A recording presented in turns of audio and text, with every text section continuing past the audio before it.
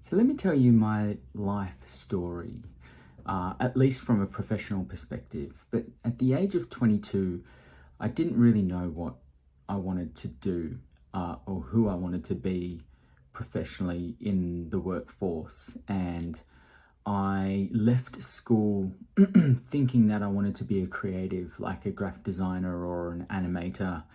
And so I studied to be a graphic designer, and I spent 3 years studying and qualified and worked in graphic design for a couple of years, only to realize that it just wasn't for me.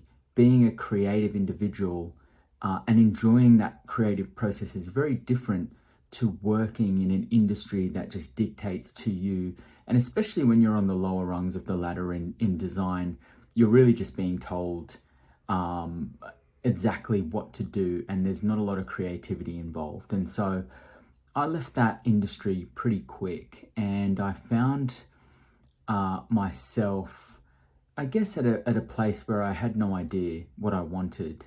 I also had come out of what was a pretty tough relationship emotionally. And I know, obviously, I'm now 40, nearly 41 years old. So back then, I was 21, 22. I can look back on it now and I guess smile and appreciate the learnings. But at the time, the combination of not knowing what I wanted to do and coming out of a tough relationship, I just wanted to work somewhere where I could save some money and just get out, basically escape. And so I found myself in sales roles, firstly in direct door-to-door sales. I was selling telecommunications products into businesses, and it was the best and worst job I ever had. It was the most difficult job, getting rejected every single day at 90% of the doors, maybe even higher, that you knocked on face to face. It's an experience that I wouldn't wish on my worst enemy, but would advise everyone to do. And just because of the resilience and the learning that you get about yourself when you're going through that process. I then moved from there into another direct sales role, but in contact centers. And this is really where I found myself and an opportunity to grow and develop into something I thought that I intrinsically resonated with. And so I found myself in this contact center role selling life insurance, just directly to customers, calling people in their homes while they're eating dinner, while they're watching TV, trying to sell them, $500,000 worth of life insurance. Was it a product I was passionate about? No. But it was a skill that I was intrigued. This world of sales was a skill I was intrigued to learn.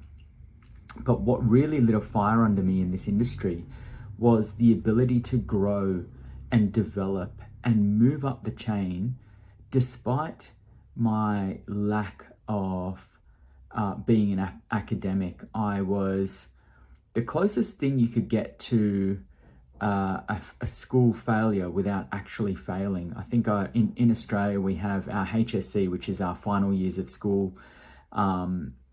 I scored 50 and a half, which is, as it suggests, a half mark past and a half mark away from failing.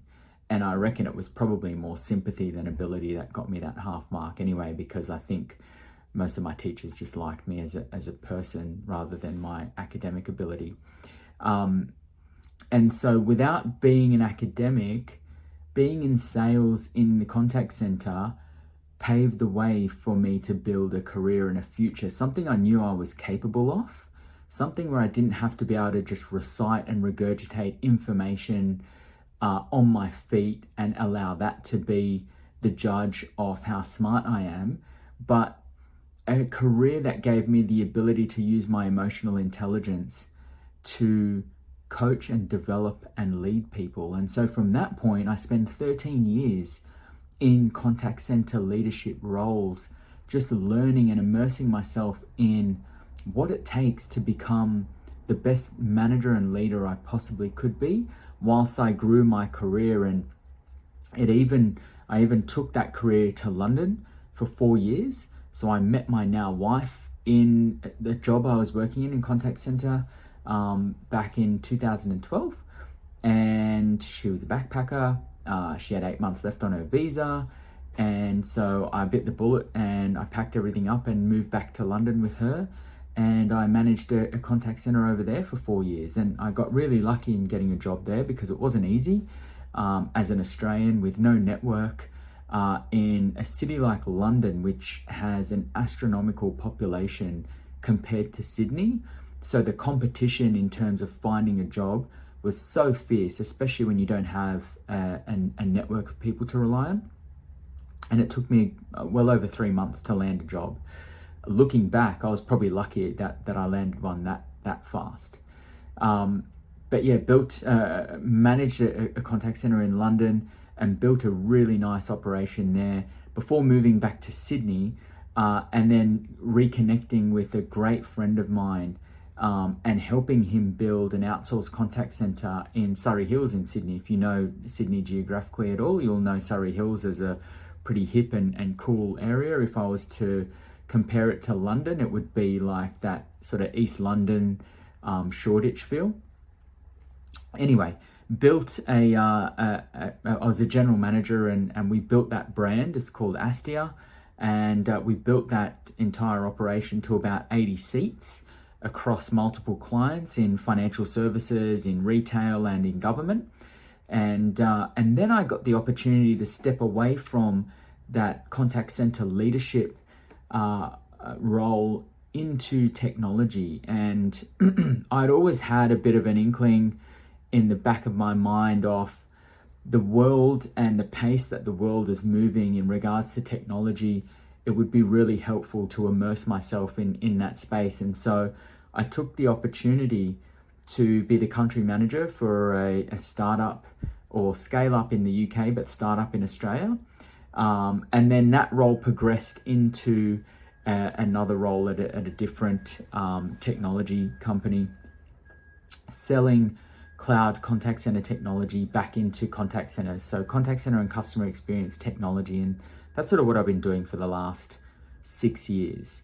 But in that time, I had a real, I guess, realization of what my true passion is. And it's my ability to generate and create amazing relationships, but it's also my ability to coach and to communicate effectively. And I say my ability, it's always evolving and it's always getting better and I'm always learning.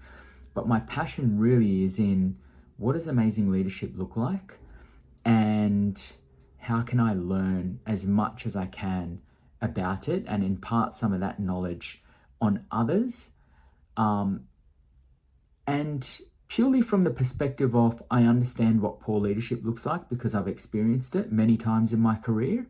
And I understand what amazing leadership looks like. And I've also experienced amazing leadership in my career too. And sadly, I would say that I've experienced more poor leadership than amazing leadership.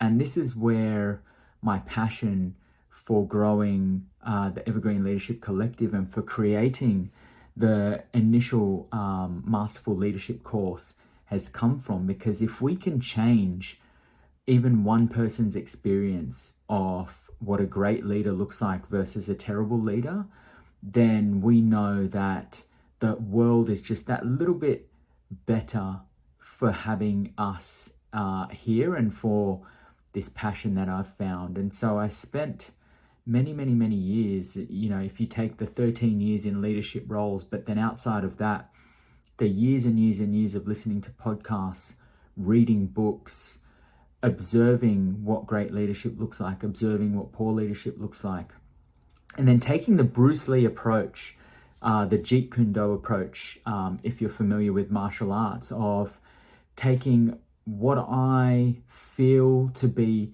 the greatest applicable functions and learnings from all of the things that I've experienced in leadership and learnt, and package them up into one course that's sort of where the course is now in the Masterful Leadership Course, and that's what we've built and published. But that's my journey, and that's what has brought me here today. And yeah, I just hope to continue imparting as much knowledge as I can in this space, and helping anyone who's opened to being helped as a new leader or an emerging leader or a developing leader, and a leader being someone who manages people, just helping them, even if it's improved just 1%, will make the world a difference to me, in that I will at least know that I've had some level of positive impact on the world. So yeah, that's my story. Thanks.